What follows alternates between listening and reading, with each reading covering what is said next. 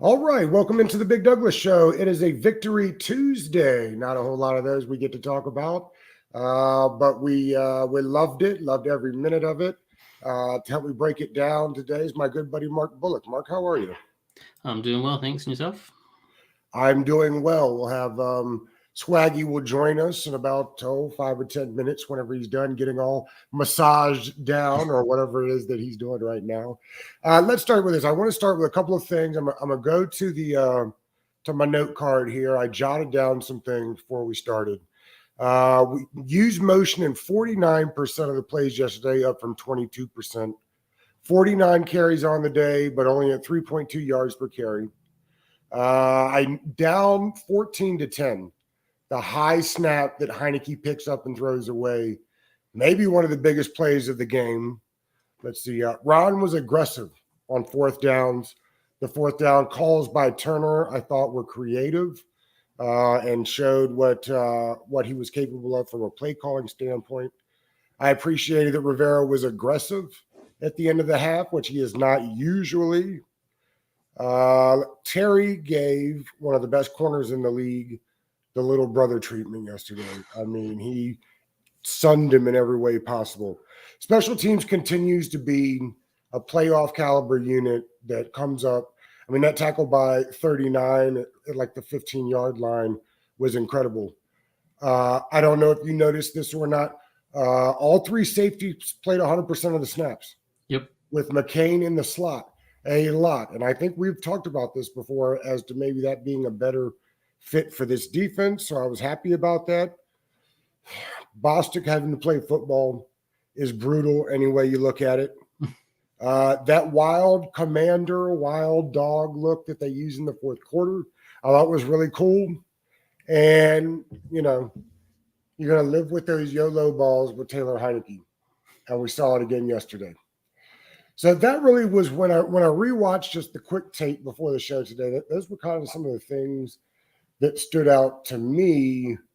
What kind of stood out to you, Mark?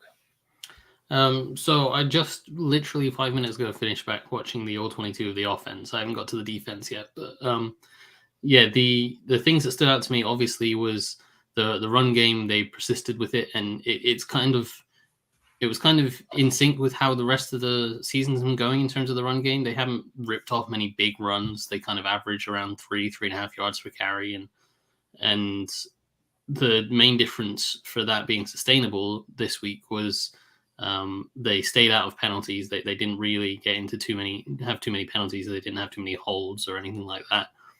So they didn't get backed up, and then they managed to convert at a hugely successful rate on third down especially compared to what they typically do. They I think they were something like 28th or 29th in the league on third down conversions going into the game, and then they converted an insane amount. So they were able to sustain drives, and if you're able to stay penalty free and convert on third and manageable, then you know that 3 yards per carry can be a sustainable form of offense. But I don't know how realistic that entire package of offense is going to be sustainable going forward. Ideally, you'd like to be able to run the ball a little bit more efficiently and pick up maybe 4 or 5 yards a carry if you're going to try to live in that kind of, we're going to be a run first team world. If you want to live there, then you need to be a little bit more effective than they are right now. But you know, in a one-off game like that, it was successful. And then I thought the other standout for me was, you mentioned it there, Terry McLaurin was fantastic. And he gave Darius Slay a real hard time, and he always does. And Slay has been publicly saying before how McLaurin's one of the top receivers in the league and one of his hardest receivers to guard. So, you know, there's clearly respect there, and McLaurin showed why there's respect. So he was phenomenal, and there was more of an effort, I thought, last night to really get him the ball and get him the ball earlier in the game. It wasn't just, you know, we're going to run our offense and Terry's going to be the X and he's going to run down the field and we're going to use him vertically. They still did that, obviously, and they had a couple of deep shots to him, but they also just ran some basic quick game stuff like slants for him. They ran slants for him throughout the game, and they moved him around. They they do move him around quite a bit normally, but they moved him into the slot and let him run slant. So they moved him outside and they isolated him on a guy and they let him run a slant and he'd pick up 5, 6, 7, 8 yards and he converted 2 or 3 third downs, running just simple like quick game stuff like slants and stick routes and stuff like that. So it was good to see him get a variety of targets and have more of an influence in the game than just being the kind of big play guy. So I think those were the key factors for the success of the offense for me. You said you've done the all 22 for the offense. Something else I noticed just watching the quick replay is the right tackles went 50-50. Was there rhyme or reason for that you could tell watching it back at all? I mean, I was surprised when I looked at the numbers. It was Cornelius Lucas to start, but by the time the game was over, it was like a 50-50 split share there. I can only guess it was injury. Cosme is a better run blocker, and obviously they were running the ball a lot, and so in an ideal situation, Cosme's your run blocking right tackle and your starting right tackle, but it's offensive line isn't really a position that you would do a kind of rotation like you would do at running back or receiver, where you bring in a guy for a certain look and bring in a different guy for a different look. You kind of want your settled offensive line. So I can only imagine it was Lucas was struggling with an injury, or some of those snaps maybe they brought in an extra offensive lineman, and Cosme kind of played almost as a tight end, effectively as an extra offensive lineman. But yeah, there were certainly times where Cosme was in instead of Lucas, and I can only imagine it was down to injury. I want to talk a little bit about the 4th and 1 play that didn't count. I had a lot of conversation with people yesterday about whose responsibility that timeout is. You know the one I'm talking about, where they put Curtis into motion, and it was going to be a direct snap, and it was going to work, but Heineke's got to be the one to take that timeout, right? A lot of people told me, Rivera's got to call that from the sideline. But if the concept of the play is to make it look like you're running out of time and that the snap has to go fast and straight to the guy in motion, which I'm giving them credit for that being the plan, then Rivera doesn't know, but Heineke knows whether he's going to be able to get that play off or not. It didn't affect them terribly as far as the outcome of the game goes, but not only was it a penalty, it also wasted a brilliant play. They came back to it a couple of times in different formations and different usages. But in your mind, whose job is that to say, no, the play's not going to work, call a timeout? So just on that play, I think I don't necessarily know if it was meant to be a direct snap to Samuel. I think when you watched it back on the all-22, you could see like Heineke was actually like looking for the snap, and when you watched back, they ran basically the same look later on 3rd and 1 in the next quarter, and it was the exact same formation, the exact same motion, and they didn't snap it to Samuel. They gave it to Gibson in the back. It might have been Robinson, I can't remember who, but they gave it to the running back, and Samuel was just as a fake. So and they did that again later on as well. So I don't know if it was intended to be a direct snap to Samuel, and it was just because of the timing of everything, where they were trying to get the snap off just before the play clock hit 0, that the snap just happened to come at the same time as Samuel running his jet sweep. But in terms of who's responsible for that, the quarterback could easily have called that timeout. Obviously, he was trying to get the snap off as well. But if he knows he's that late in the clock and he motions Samuel across, then he's probably the one that should be making the timeout. But I think you could put that equally on Rivera. Like, Rivera's got to have that sort of situational awareness to be like, okay, we're only just getting into motion now. We need to speed this up, or we need to burn a timeout here to stop this. So I think it's kind of equal responsibilities. Swaggy, what's up, brother? What's going on, man? How you guys doing? All right, you all loosened and limbered up now, or what? Yeah, man. Just had a great massage, man. I was like, oh, shoot. This show starts at 2. Oh, my God. Hey, please hurry up. Please hurry up. Hey, Chris, I was thinking about the first drive of the game. Jonathan Allen goes over the pile, and Hurts goes under the pile. What's the play there? What is the strategy by going over? I didn't understand that. I don't either, but sometimes you're just trying to make a play and just do something out of the ordinary just to try and make a play. I remember when we played Cincinnati and London, and we knew that if it was like 3rd and short, 4th and short, Andy Dalton would run up to the line of scrimmage and try and do a quarterback sneak. And being that we wasn't at like the end zone, but all he needed was a first down in the middle of the field, I was able to shoot the gap and cause a forced fumble on Andy Dalton and strip the ball on the quarterback sneak. But it's a little bit harder when you just got to break the plane on a goal line, you know what I mean? So he just tried to just be a playmaker and just do something wild and crazy. But in all Mark, were you at that game in London? No, I wasn't, sadly. I would love to have got to the game in London, but no, I haven't managed to get to a London game yet. Swaggy, what was your record on Monday night? I don't know, man. Our record was pretty bad. We used to get our ass kicked on Monday night. Yes, I know. Because I was thinking, when we made our score predictions, which has been wildly popular, by the way, people are all into the score predictions, which I got our score right. I don't know if y'all know that or not. 32 hit at the last second with that fumble. Oh, you got lucky with that fumble. I did. But at any rate, I picked 32 as a high number because you just never know what's going to happen on these primetime games in the division. It felt like the offense was going to have at least one game this season where pretty much everything went right for them, because it's not that the offense can't move. Like last game, I don't know if you noticed this, Mark, but not this game, but the one before it, we got within the 45s all the time, and then would either have a penalty or a sack or, settle for a field goal. This game, they really paid it off, and it was impressive. Long, big, sustained drives. I guess, Mark, I'll ask you this. Is it possible to continue winning that way? Can this team continue winning that way?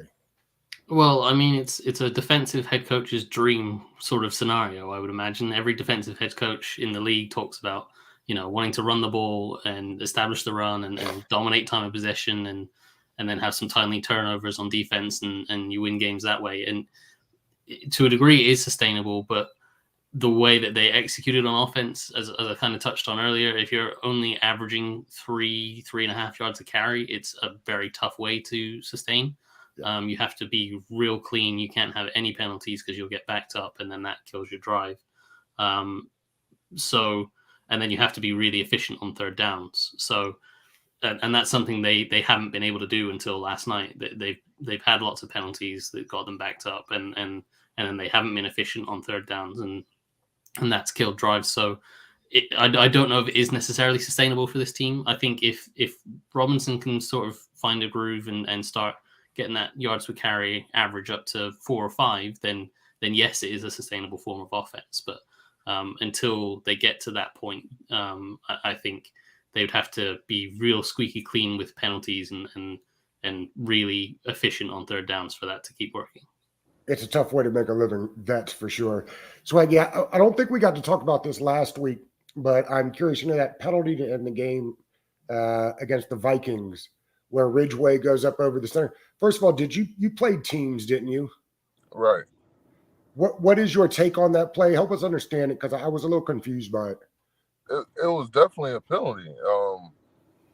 It was a dumb play by the player, because I'm pretty sure every week you go over that in practice. You can't touch the center when we're on field goal. Like if you have a swim move, if you jump, you can't touch the center. That is something that is preached every time you do field goal.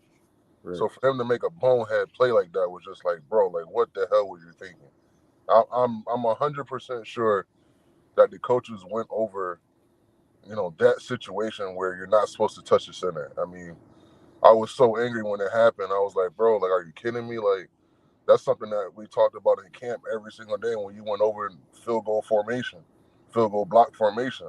You cannot be in front of you can't touch the center. Like, that is a protected player on special teams, and that was just something that's like a one-on-one, like, basic, like, everyone knows you can't touch the center on field goal. So yeah, Really, the only mistake on special teams, we were talking about that before you hopped on, Swaggy. It's the unit as a whole across all phases has been really good.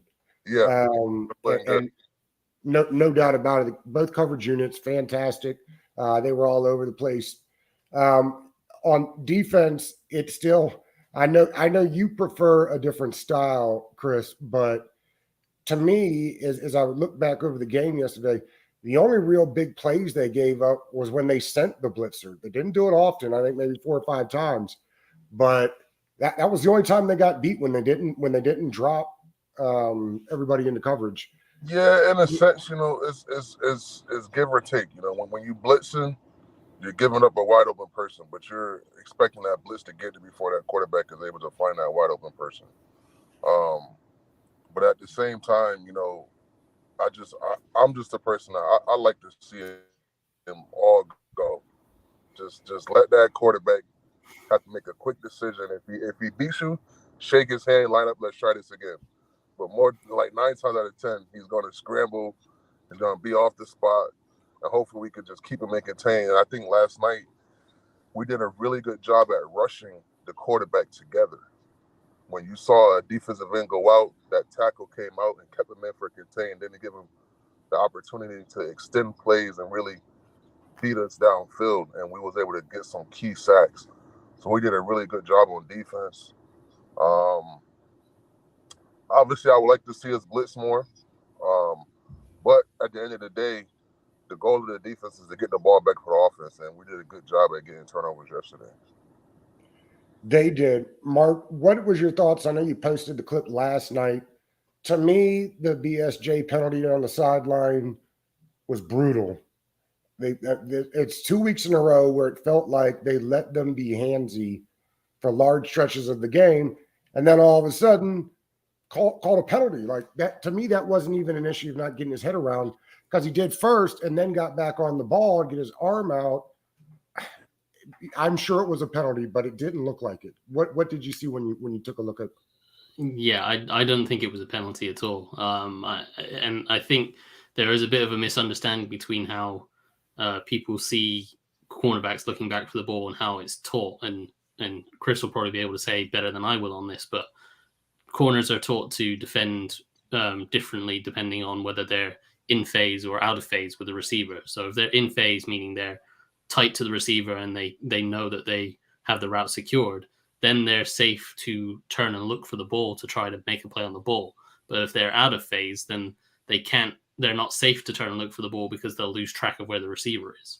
And so people get caught up too often being like, you need to turn and look for the ball. But if they do that, they're going to lose track of where the receiver is and give up a play. So St. Juste is really good generally at, when he's out of phase, keeping his eyes on the hands of the receiver and playing the hands of the receiver to break up passes. And he was a little bit bad. He had a few mistakes last week against Jefferson, and we saw that on the touchdown that Jefferson had last week, where in the end zone, St. Juste was just a little bit out of phase, and he sort of got caught peeking into the backfield, and Kirk Cousins threw it over his other shoulder, and he couldn't find the ball and lost track of Jefferson and gave up the touchdown.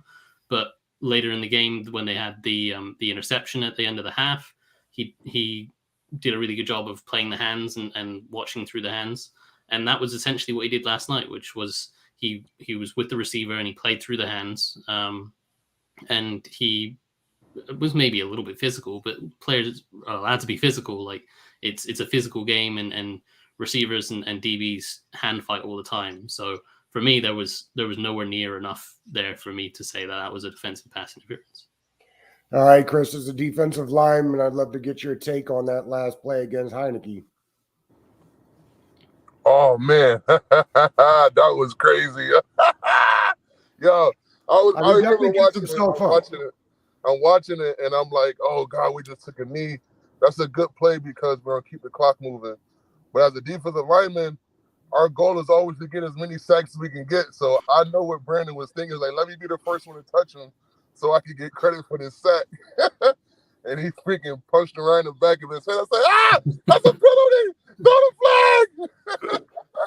I was so happy when they threw that flag. I'm like, oh, the game is over. Let's go. But I felt so bad for Brandon, man. He's a great player. I know he didn't do anything intentional to try and hurt Heineke or anything, but he just wanted to do what every lineman is trained to do, and that's to touch the quarterback first so you can get that credit for a sack, because a lot of guys got sack bonuses. Like if you get 6 sacks or 8 sacks in a year, then you get X amount of money towards the end of the year. So he was trying to get his little sack incentive and cost his team a loss. What was the biggest escalator you had on your contract, Chris? I think it was my sack bonus. So I think I got like $300,000 the year I won the MVP for our defense in 2015 or 16. How many sacks was it for? 6. Okay. And I wound up getting. It was so weird because we had already clinched the division in Philadelphia the week before, and we had to play Dallas at the end of the year when the offensive coordinator Kellen Moore was the quarterback that game, and I needed one more sack, and I was just the goal was just to play the first half and get a sack, and then I'll be done. But I didn't get my sack, so I was like, all right, I need at least the third quarter. Then I'm not gonna play the fourth, but if I don't get in this third quarter, then I just don't get it. And like in the second drive in the third quarter, I wound up getting a sack on Kellen Moore, and that was the best feeling ever. Who was that? Joe Barry? Was Joe Barry the defensive coordinator that year? Yep. And so do you go to Joe and say, Joe, come on, man, I need one more sack. I got to keep playing. How does that work? Well, I think they kind of knew. Right. Going into the game that I had a sack bonus. And that's probably was like, if it wasn't for my sack bonus and me not being able to, and me not hitting it before that game, I probably wouldn't have played. But I knew myself that I had that sack bonus, and I was right there. So I was like, listen, I'm playing in this game. I don't care what y'all talking about. Where was the toughest place to play, Chris, on the road for you? The toughest place? I mean, football is football no matter where you go. The Saints had a great atmosphere. It used to be so loud there. Yeah. Dallas was just so amazing because, you get that big ass screen and you wind up, your neck wind up hurting half the game because you up there looking like this trying to watch the game from the screen. So that's a great experience. And then, like just coming out of the Dallas's locker room and you're right in front of the fans, it's a great atmosphere. Seattle, it gets really loud there. My rookie year when I played in Denver, it gets pretty crunked up there. How long you mentioned Denver? I mean, how long does it take you to get used to that altitude? It take you about a good month. Really? Good couple of weeks. I mean, when I was up there, bro, that was like one of the hardest things ever coming to camp. Like everybody who goes to camp there, a lot of the guys come back 2 or 3 weeks early before camp just to get acclimated to the altitude. Got you. Yeah, it's pretty tough. Mark, I noticed in this game they were finally getting to a lot more 3 tight end sets, which I love. Is that something new? They have not been doing a ton of the 3 tight end looks, have they? Well, they've had that the injuries at tight ends, haven't they? They've not had consistently having all the guys available to them. So and I think there was a pretty strong effort to try to run the ball and get those tight ends in there. The Eagles play a lot of a 5-man front, or effectively a 3-4, but 5 men up on the line of scrimmage, and they were trying to combat that with some power gap schemes and a lot of power and counter runs, and they like to have the multiple tight ends involved in that. So they drifted away a little bit from their normal zone scheme stuff. And they still ran that, and whenever the Eagles shifted to a 4-man front, they moved back to zone stuff. But for most of the game, the Eagles were in a 5-man front, and so they brought those extra tight ends in and tried to kind of enforce their will on the opponents and knock guys off the ball and try to create some lanes. So yeah, it was definitely more of an effort to get those multiple tight end sets in. Yeah. Swaggy, it takes real dedication to watch football when you Mark, tell Swaggy what time it was when you started watching the game last night. Oh, so yeah, well, in the UK, we're 5 hours ahead of the East Coast. So those night games, when they start at 8 p.m., it's 1 a.m. over here. So Wow. and then it's what 3 Could hours you have after made it till 1 o'clock for the game, Swag? that. You say what? Could you have stayed up till 1 o'clock to start a football game? Would you have made it? Oh, no doubt about it.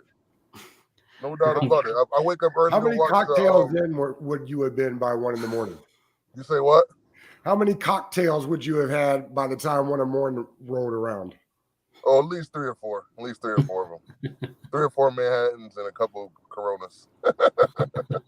That's your go-to, Swag? A good Yeah. Manhattan? I'm a Manhattan guy all the time. Maker's Mark. Maker's Mark. Yeah. You gotta switch to the single barrel. Which one? Single barrel. Yeah, switch to single barrel bourbons. Change your whole life. I try them all, bro. But Maker's was my first choice when I got introduced to Manhattan. So I just always stick with it. Every now and then I switch it up. But if I just order it off the top, I'm gonna say Maker's Mark. And the Corona, lime or no lime in the Corona? Oh, lime. Definitely. Yeah. Swaggy, how I keep hearing now, this win may have changed things, but my understanding was the plan had been to go to Carson Wentz when healthy.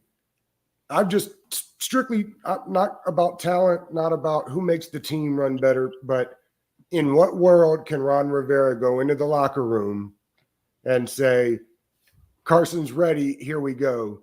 I mean, how does the locker room react to that? I remember, Fred told us a month ago, before they even really pulled off some big wins, there was no way they could do it. I mean, you'd think they're going to be favorites at Houston and maybe even Atlanta. I mean, can you convince the locker room that Wentz is the way to go now? I don't think so. Not the way Taylor Heineke is playing and the way guys are, rallying behind them. It's just like we got to ride this train until the wheels fall off. You know what I'm saying? Like if he goes on like a 2 or 3 game losing streak, then make a switch back to Wentz. But right now, Wentz just got to, understand, hey, this team is rolling with Taylor out there. Let me just be his backup and, support him the way he supported me when I was out there. I mean, we're on a 3 or 4 game winning streak with Taylor Heineke out there. Yeah, we've won 3 out of the last 4 or 4 out of the last 5, something like that. And the only one was that Vikings game, and it was close. Right. All right. So there's no need to make a switch at quarterback. I feel like even the wide receivers, I think they get along with Taylor Heineke more than they do with Wentz. If you listen to their interviews, these guys are like, listen, I like the way Wentz plays. I mean, I like the way Heineke plays. He plays with a chip on his shoulder. He gives us a chance to win the game, and that's all you can ask for as a teammate is to put somebody in the game who gives you a chance to win. And I feel like that guy right now is Heineke over Wentz. He's a gamer, but is that actually a compliment? Has there ever been a gamer that was like, call Super Bowl champs gamers, right? Or guys with elite arms? Feels like that's not a compliment. Kind of like it used to be the game manager wasn't, but I feel that's inaccurate. He's a gamer, but I'm saying like he's not what you would typically call your franchise quarterback. He's short. He wasn't your first round draft pick. He's not what you would your typical first round draft pick tall white quarterback. That's just not him. You know what I mean? But he's like a Drew Brees, but I don't want to put him in the same sentence as Drew Brees, but he's just that short guy that just has to will through everything.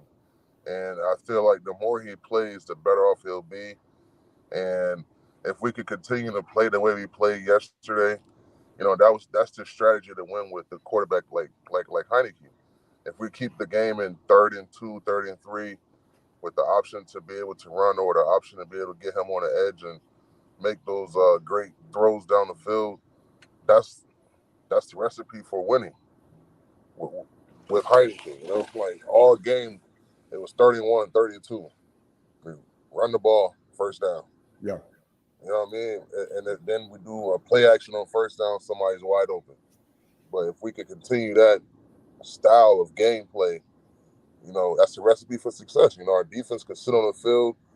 Could sit on the bench and get as much rest as we can and let our offense have 12 play drives, all game.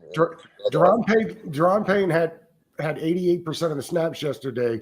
However, he only played 44 snaps. Right. I mean, the defense wasn't out there at all. It was insane. That whole first half, he was like, dang, is Philly offense out there? And like, what happened? Nah, they had at least 4 7.5-minute drives yesterday. It was crazy. Mark, when you went back and looked at the 22 for the offense, they did a lot of motion, which I know everybody's been clamoring more for. I don't understand why they don't do more, but they don't really do. I mean, Chris mentioned some RPOs. They don't really actually do a ton of RPO stuff, do they? They do a fair bit of RPOs.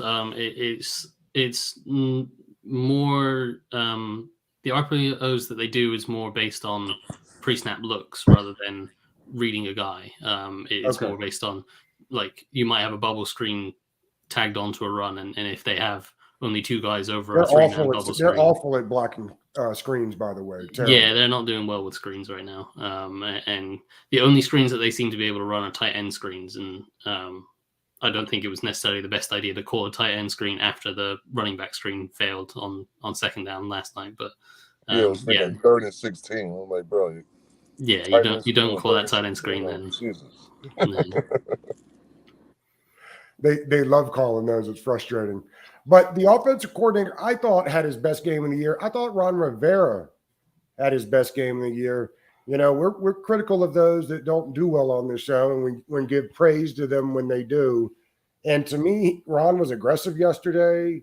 That we have said on this show before, he has not been riverboat Ron in a while, been more like paddle boat Ron.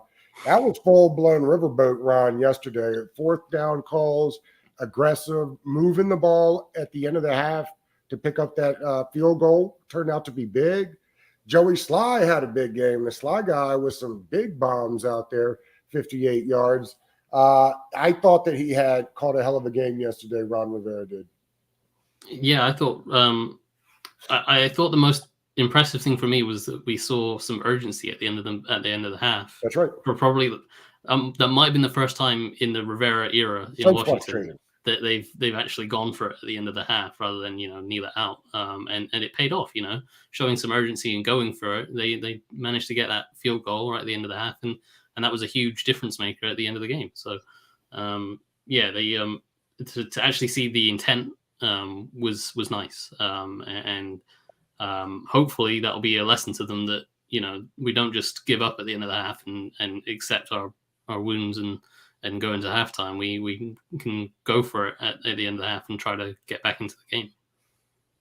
Chris, you got that slick Legends quarter zip on. I always thought Legends would have been a sweet name for the team as they were doing the rebuild, the Washington Legends. Okay. No? You like Commanders better? No, I actually like the Red Wolves. I thought it was going to be the Washington Red Wolves, because that would have been like a great theme for us. And would you have been howling? Would you have been howling? Third down. Stop it right now. You have all the Red Wolves. They're still out there blowing me up. Don't do it. Stop it right now. I think the fans would have got behind that. It's like, what do you do as a commander? Like, it's just the name. You know what I mean? So we make it. I guess we make it do what it do. We're the Washington Commanders. You like it? I love it. Do you put your left hand up, Chris? No. Thank you, my brother. I appreciate that. Yeah, I mean, good for those guys, but put my left hand up. Mark, is you think scoring points that way, is it sustainable for the long term? In this league, you've got to get into the mid-20s to win ball games. Can they do it this way? Sure. I mean, it can be done this way, especially with defenses playing more nickel and dime personnels and playing lighter linebackers and less defenders in the box. It is possible to run the ball and be successful. And there are teams that consistently get to the playoffs being a run-first team. You look at the Titans, you look at the 49ers with Kyle Shanahan, loves to run the ball. And then there are teams around the league that can do that. But you have to you have to be really good at it to be able to do it, and you have to keep. You have to be real disciplined. You have to be clean, and you have to be, efficient on third downs. And it's I think it's a harder way of living because you need, all 11 guys doing the right thing at the right time consistently, and that's what the flexibility of a quarterback like Mahomes or Josh Allen gives you, is that those guys can make up for a guy making a bad play, and they can, dodge a sack and then launch the ball 50 yards down the field off script and create an explosive play and get you a touchdown, and they can score a touchdown on any given play. And so when you have that kind of quarterback, that explosive potential is going to more often than not pay off, and you can win the game on sort of 4 or 5 plays. Whereas playing this style of football, you have to be very disciplined. You have to sustain drives. You have to convert on third downs. It's a lot, and you need all 11 players contributing to it. So it's a lot harder to do, but it is possible. As I say, we see teams do it. Ravens, Titans, 49ers, they're all very good at running the ball and sustaining drives that way. But it's a lot harder to do, I think. Chris, was it harder to play against guards that were more agile and nimble, or big bruising road grader take guys? Because I could see where each one of them provides a different challenge. You know what I mean? Yeah, it just depends on what your responsibility is within the defense. For us in Washington, we had the match blocks, so it was a little bit tougher having to keep the guard or the tackle off of the linebackers if they were super fast. Okay, right. But then when you go against people like Dallas, they had bruisers, so it was a ground and pound game. So it just depends on what your defensive strategy is and how you're expected to perform it. But I used to like going against. Who gave you the toughest work? What's the guard from Dallas name? Zach Martin. Zach Martin was tough. He was a tough son of a gun because he was matched up with the other kid that just retired. The center. Yeah. Okay. I thought you were talking about Tyron Smith on the outside, but no. But those two together were, that was a handful right there. And then I used to kick Kelsey's ass from the Eagles. He was so light in the ass, and when I used to play nose, I used to look forward to that because I knew he couldn't stop the bull rush, and I was athletic enough to get around him if need be. So I used to have some good matches. Like the game I got thrown out for hitting Nick Foles, I was having a hell of a game against Kelsey that game. I used to love playing him because I knew he was so light, and if we put somebody right on top of him, he was going to struggle. But Yonder was pretty good too from Baltimore. Right? He was a wide load. He wasn't that guy that you wasn't concerned about running away from you in the zone, but he was going to come out and punch you right in the mouth. And when it came for pass rush time, he would just go and engulf you. He didn't really have a bunch of moves, but as soon as he touched you, it was pretty much a stalemate. Mark, what do you expect out of this team the rest of the way now? Well, I think it will be really interesting to see how they get on against the Texans. Obviously, the Texans only have 1 win this year, and if it will be really a good test of their attitude, because if they were to come out and lay an egg against the Texans after this, it kind of writes off the impact of this win. Yep.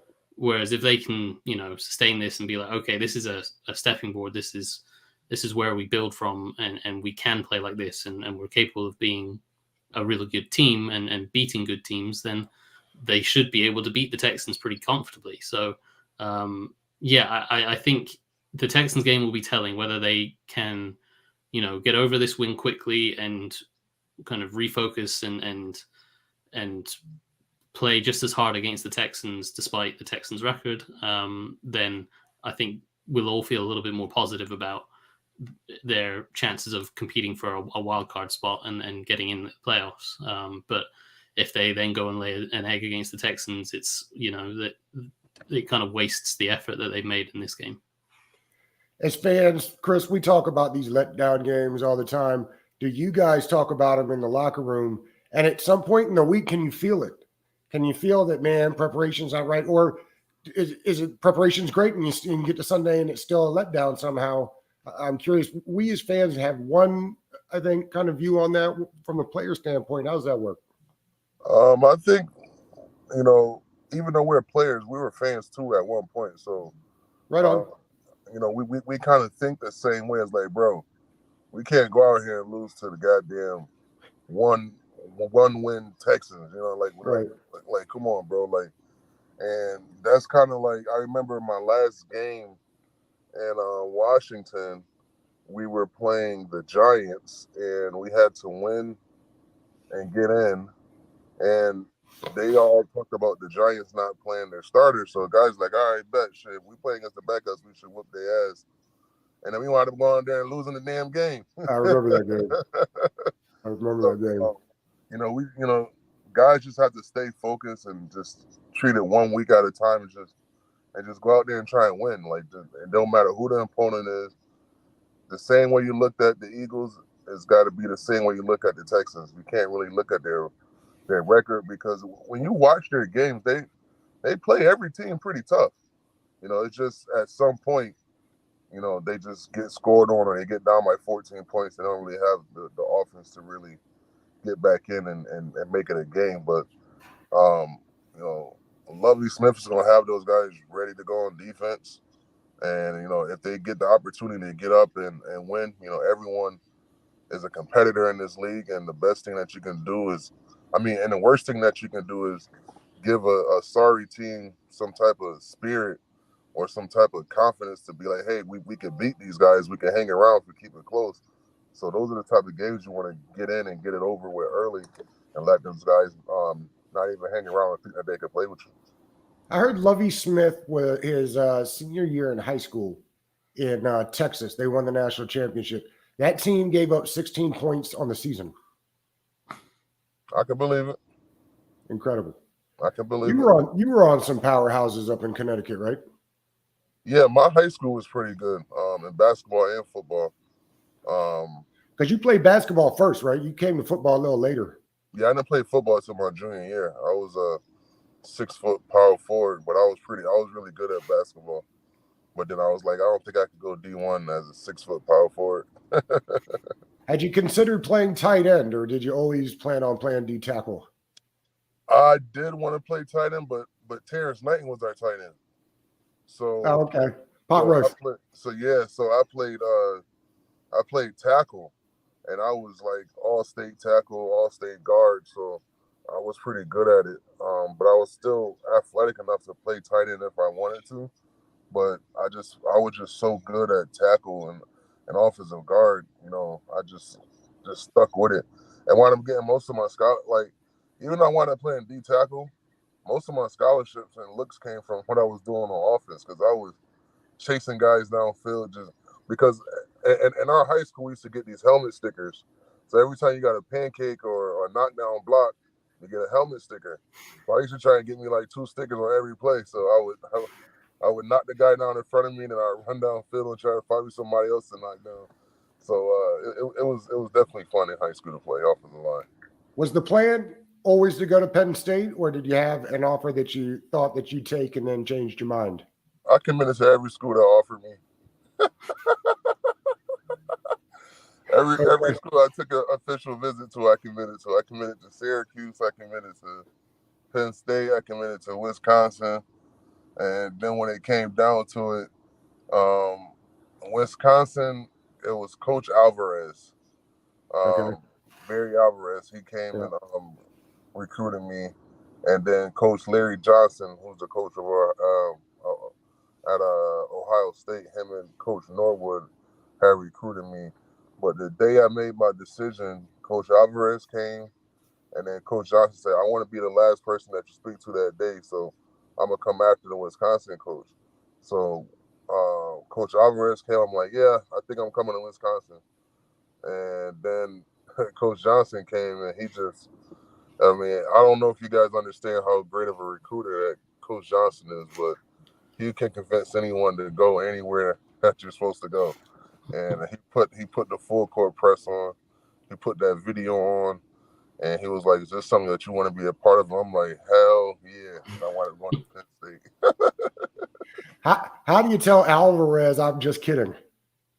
Bro, I had to tell everybody. I had to tell Syracuse that. I had to tell. You just make a form letter and send it to all of them? Like, no, I to just who called it him and may say, "Listen, concern, man, I'm sorry, but I'm going elsewhere." yeah, man. I just had to call my dad. So you gotta be man enough to pick up the phone and call these people. So I just picked up and was like, "Listen, I'm deciding to go to Penn State." Da da da da, and the story ever since then. Incredible. I love those recruiting stories because they're always it was pretty cool, bro. Because I didn't play football until my junior year in high school. Right. There was always a weight limit in Connecticut, and I was 6 feet at 10. I was like 6 feet, 200 pounds, so I can never make weight limit. And I wasn't fat.